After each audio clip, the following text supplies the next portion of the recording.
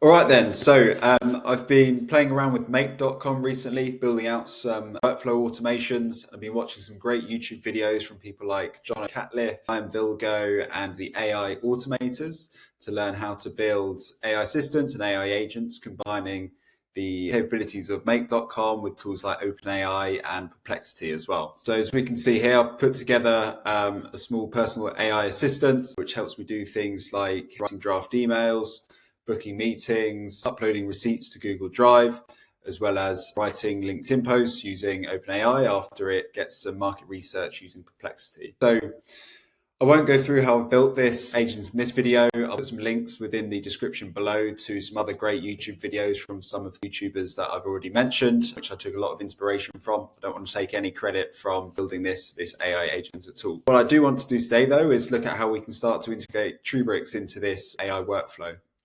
So with Trubrics, that's going to help us really track and understand all of the events occurring within this workflow, and then provide analytics on top of that event data, but more specifically tailored to AI agents and assistants. So being able to track things like prompts and generations coming to and from this assistant, and doing text analysis to understand really what was users' intents coming in, and how well did the AI agent actually understand that intent, and what did it do to fulfill the request.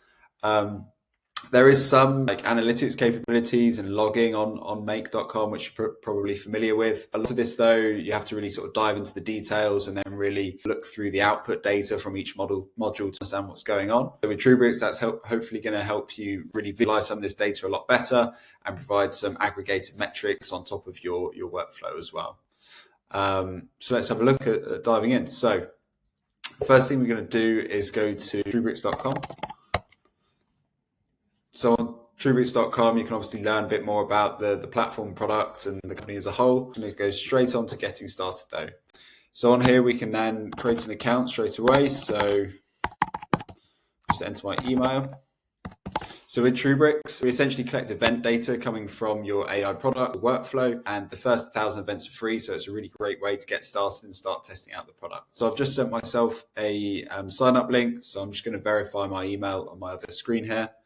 Cool, so now that's verified, I can dive into login, and let me just log in on here. So great, so now I'm in the platform. I'm taken directly to an onboarding page.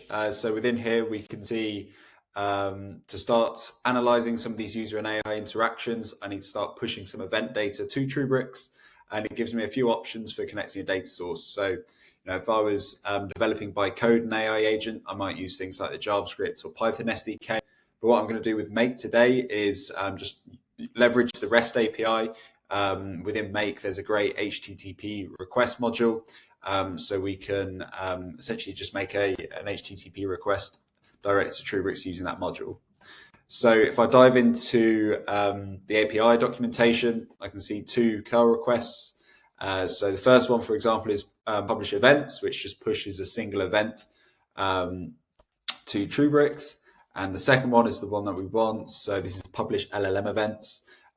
This is great for publishing pairs of data, essentially around prompts and generations coming from your AI system that we can see here.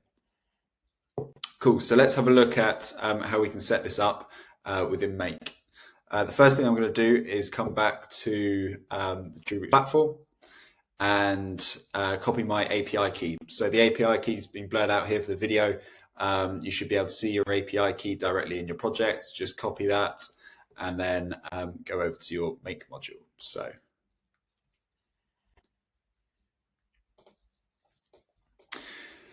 going back to my Make workflow, first thing I want to do is set that API key as a variable. So I'm just going to do that at the start of the workflow here.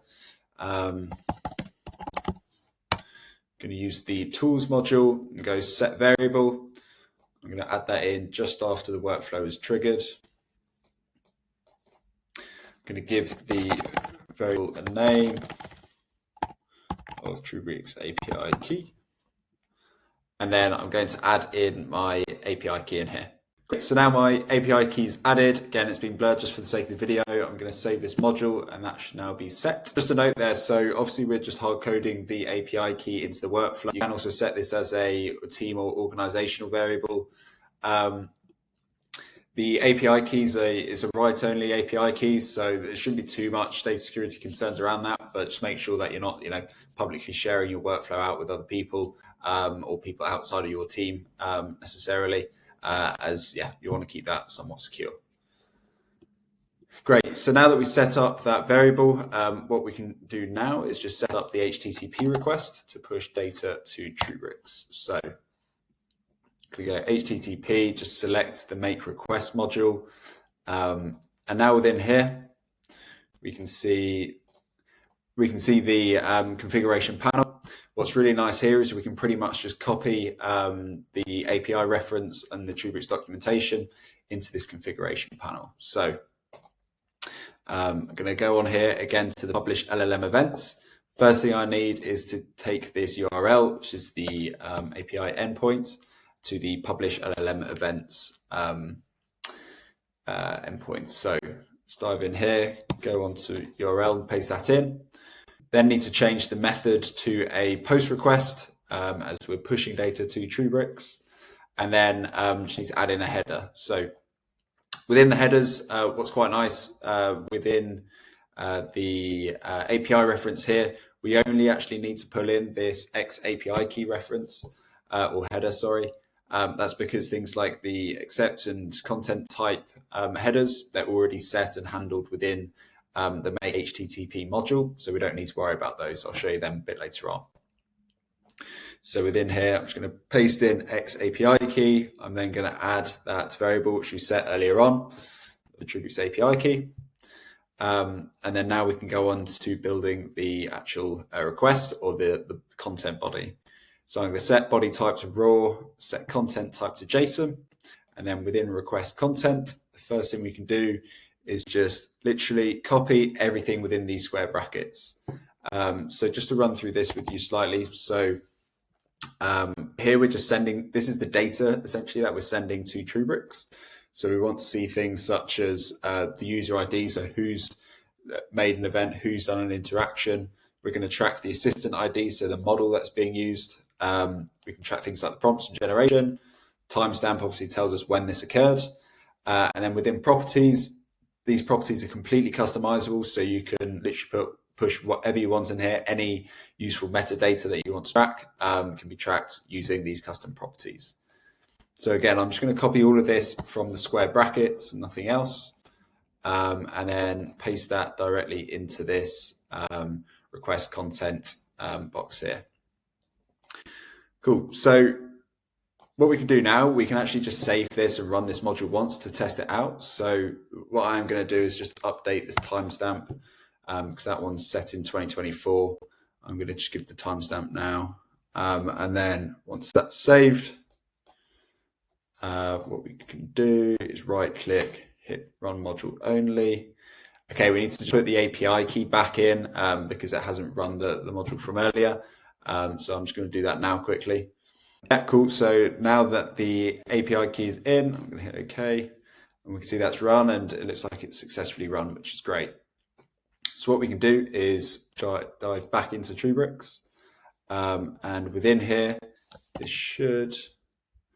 Yeah, so it's automatically refreshed itself. And what we can see now is we've taken to this events page where we can see the event data which we've just pushed. So we can see the prompts that we sent, hello, and the generation that's come back, hello, sir, along with some of that property data which we were looking at previously, so things like the assistant ID and the user ID. So that's great. That looks like the HTTP request is working correctly. Let's have a look at now how we can customize this further to actually start pulling in the data from the make workflow. So for this workflow, so this arm of the workflow is the write draft email workflow. So what I want to do, I'm just going to literally start working through these key value pairs, pulling in some useful data from the workflow. So the first one is the user ID. I'm going to do the sender name to that. So this is basically looking at who the command is coming from at the start of the workflow. So we can track who's making requests. For the assistant ID, I'm going to use the model name that's being used within the write draft email in the OpenAI component. Prompts and generation I'm going to come back to. Timestamp, that's all good. Latency, I'm just going to get rid of that for now. I don't think we particularly need it. Thread ID, I can use the ID here within the OpenAI module again. And then for custom value, I think what would be helpful here, so earlier on within the workflow, we can see I have this determine intent module here where I determine the intent from the user's command coming in. So let's track the actual intent that was determined to, just so we can check and make sure that that's working as expected. So determine intent, I'm going to set that as result. Cool. So that's looking pretty good. The two things we need to do now is set up the prompts and the generation. So the prompt is going to be the request coming in from the start of the workflow. So the email from the user saying something like write me a draft email or book a meeting for me. And then the write draft email is then going to be set as the generation. The reason that I've paused on these here is what we need to do. These data points, these strings can sometimes be quite long. Meaning there's things like line breaks in them or characters which aren't compatible within a JSON request. So before we add them in here, we need to convert that data from a string into JSON to make sure it's compatible. So I'm just going to save and close this for now. And then to do this, I'm going to add in the JSON module. Within the JSON module, we have this transform to JSON, which I'm going to chuck in here. And this is really easy to use. I can simply select JSON, go on to the data that I want. So here, this is the text content of the email that comes in, which triggers this workflow, which I'm calling the prompt. So I'm just going to rename this as well for ease. And then we just want to do the exact same thing for the generation coming out of the write draft email. So here, I'm just going to use the content of the email that's being generated. And again, I'm just going to change the name to that. So now within the HTTP request module, what we can do is we can set these variables within the content. So within here, I'm going to set the prompt to this JSON string. The JSON string will already have quotation marks around it. So we can remove these quotation marks now because we don't want that being doubled up. And then I can do the exact same for the generated email here as well. So that's them in. Cool. And then I'm just going to rename this request. Awesome. So what I'm going to do now is I'm just going to save this and I'm going to test out this workflow by just sending myself an email asking this workflow to draft an email for me about something. Awesome. So I've just sent this personal AI assistant an email to write a draft email for me. What I'm going to do is just run this workflow once so we can see that coming in. So we can see it's found an email, it's determined the intent of the email. It's now writing the draft, bring that to my Gmail, and it looks like the request has been pushed to Trubrics successfully, which is great. So let's go back into the Trubrics platform. There we go. So we can see 11 and 10 seconds ago, we can see a prompt came in and a generation from the user of myself.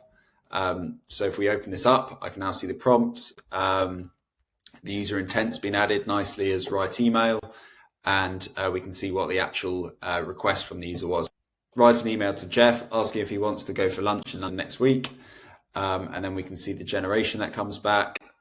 Hi, Joel, thanks for reaching out. I'd love to grab some lunch, blah, blah, blah. Best Jeff. Okay, so we can actually see here OpenAI has got the names the wrong way around. So that's something that we need to look into, how we can adjust the prompts in the OpenAI module when writing these emails. So that's a great first find.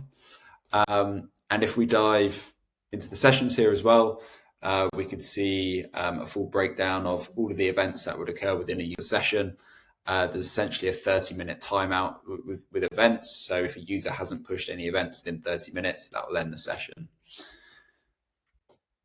So what I'm going to do now is I'm going to copy this Trubrics request across the other 3 or 4 actions within this workflow, so we can start tracking all of the data from whenever a request comes in. I'm then going to let this run for a couple of days and let some of the data all pile up and come into Trubrics. We can then start to have a look at some of the analytics and findings on top of that data. Okay, cool. So we've had this running now for a couple of days. First thing to note, so I've set up the Trubrics curl request for the other actions within this workflow. So as you can see now, we're also tracking when we're doing things such as booking a meeting, uploading a receipt to the drive, writing a LinkedIn post, and also when the user intent isn't within one of these 4 categories. Just another thing to note, I also actually moved the converting the prompts with JSON right to the start of the workflow. This just saved us having to duplicate it each time we were trying to do this HTTP request. So as mentioned, we've been running this for a couple of days. If I dive into the Trubrics platform and head over to the events page, what I can start to see is lots of great events coming through from different team members using the AI assistant. And if we head back to the Insights dashboard or the homepage, what I can see here is lots of great analytics which have been built on top of this event data. So I can start to see things such as how well or how successfully did the AI actually fulfill the intent of the user. So we can see here there's actually 3 failures. So that's something which I'll definitely want to double click on and deep dive into the details to start to debug my AI assistant, see where it was going wrong. We can start to also see things such as the out of scope prompts. So this is where a request comes in which doesn't fit within one of those 4 intents. We can flag that as being out of scope and then provide a list back in a nice and digestible way to understand what are some of the things the user are trying to do with this AI assistant which we don't currently have functionality for, as that's a great signal of things which maybe I want to start building out other workflows within the AI assistant. So here, for example, maybe a Slack integration. And finally, just looking at some of the insights down here, we start to have some analytics around who's using the AI assistant and really how are they trying to use it as well. So obviously most active users and most common user intents really helps us understand that. And remember, all of these insights are interactive. So if I want, I can click on one of these bars and drill down into the sessions. That way I can get all of the details that occurred within this category of user sessions. So if you want to start analyzing how well your Make AI agent is performing, make sure you head over to Trubrics.com and sign up for free.